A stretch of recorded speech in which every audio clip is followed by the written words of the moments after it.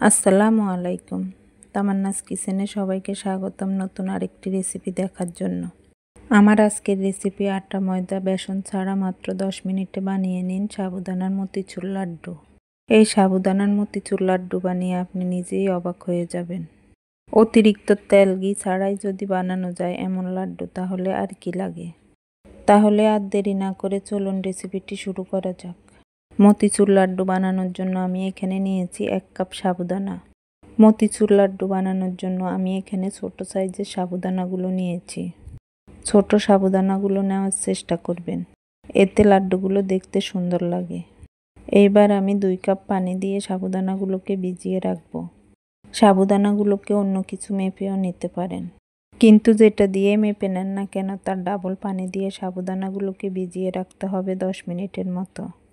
10 minute পর ফিরে এলাম। দেখতে পাচ্ছেন সাবুদানাগুলো ফুলে কতটা বড় হয়ে গিয়েছে, সেই সাথে পানিও সম্পূর্ণ শুকিয়ে গিয়েছে। লাড্ডুগুলো বানানোর জন্য অবশ্যই সাবুদানাগুলো এমন ঝরঝরে থাকতে হবে। আপনার ক্ষেত্রে যদি পানিটা সম্পূর্ণ না শুকায় তাহলে একটি স্ট্রেনারে সেকে পানিটা শুকিয়ে নিতে পারেন। এইবার একটি ফ্যানে দিয়ে দিলাম 1 টেবিল চামচ ঘি। এইবার চুলার লো হিটে সাবুদানাগুলোকে ঘিয়ের সাথে ভেজে নেব। সাবুদানার এই মতিচুর লাড্ডু বানাতে অতিরিক্ত তেল বা ঘিয়ের প্রয়োজন হয় না। 5 মিনিট ভেজে নেওয়ার পর সাবুদানাগুলো স্বচ্ছ হয়ে এসেছে। এই পর্যায়ে সাবুদানাগুলো আঠালো হয়ে আটকে যাবে, তবে ভয় পাওয়ার কিছু নেই। সাবুদানাগুলোকে কিছু সময় ভেজে নেওয়ার পর এখন এর মধ্যে দিয়ে দিব 1 কাপ চিনি। চিনির পরিমাণটা আপনারা আপনাদের পছন্দ মতো কম বা বেশি করে নিতে পারেন।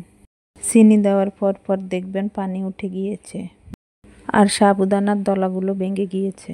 এই পর্যায়ে দিয়ে দিচ্ছি কয়েক ফোঁটা অরেঞ্জ ফুড কালার। এটা একেবারেই অপশনাল, চাইলে নাও দিতে পারেন। যেহেতু মতিচুর লাড্ডুগুলো দেখতে কমলা রঙের হয়ে থাকে, তাই মতিচুর লাড্ডুর লুক দেওয়ার জন্য অরেঞ্জ ফুড কালার দিয়েছি। আর এমন হালকা কালার ব্যবহার করলে লাড্ডুগুলো দেখতে অনেক ভালো লাগে, আর লাড্ডুগুলো খাবার ইচ্ছাটাও বেড়ে যায়। এই পর্যায়ে দিয়ে দিলাম কিছুটা পেস্তা বাদাম কুচি। পেস্তা বাদামের পরিবর্তে কোনো বাদামও দিতে পারেন। আর দিয়ে দিচ্ছি কিছুটা সাদা তিল। এই দুইটা একেবারেই অপশনাল, হাতের কাছে থাকলে দিবেন, না থাকলে বাদ দিয়ে দিতে পারেন। লাড্ডুগুলো খাওয়ার সময় দাঁতের নিচে তিল আর বাদামগুলো পড়লে খেতে ভালো লাগে। পর্যায়ে দিয়ে দিলাম 1 টেবিল চামচ ঘি। সাবুদানাগুলো ভাজতে আমি 1 টেবিল চামচ ঘি দিয়েছি, আর এই পর্যায়ে দিয়েছি 1 টেবিল চামচ ঘি। লাড্ডুটা রান্না করতে 2 টেবিল চামচ ঘি ব্যবহার করেছি, আর অন্য কোনো বাটার বা তেলের প্রয়োজন নেই। এইবার লাড্ডুর মিশ্রণটাকে রান্না করতে থাকবো পানিটা সম্পূর্ণ শুকিয়ে যাওয়া পর্যন্ত।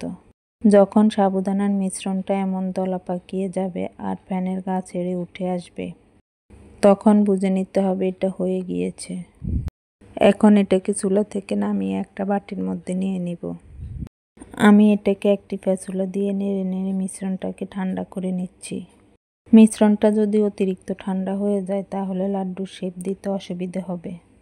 অতিরিক্ত তেল বা বাটার ছাড়া মাত্র 2 টেবিল চামচ ঘি দিয়ে বানিয়ে ফেলতে পারবেন আকর্ষণীয় আর মজাদার মতিচুর লাড্ডু।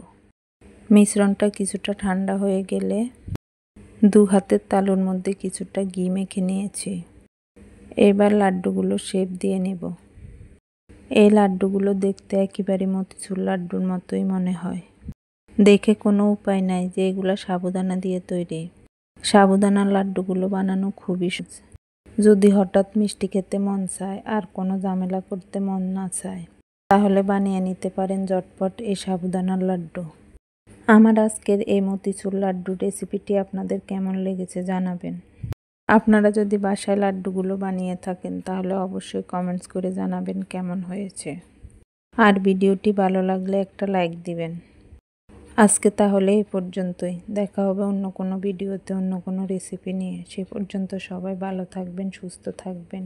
আল্লাহ হাফেজ।